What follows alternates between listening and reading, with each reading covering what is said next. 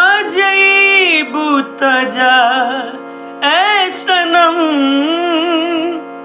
देके जिंदगी भखा तेरे जखम जनी सोचा हमरा बारे में तोहर खातिर हमर माइल न रहे ई प्यार कल परसों के काइल न रहे भुला गइलू ऐसे जैसे भाइल न रहे गंगा के पानी ऐसन प्यार ई पवित्र जा तोह के देहले बाड़ी ए देवता पितर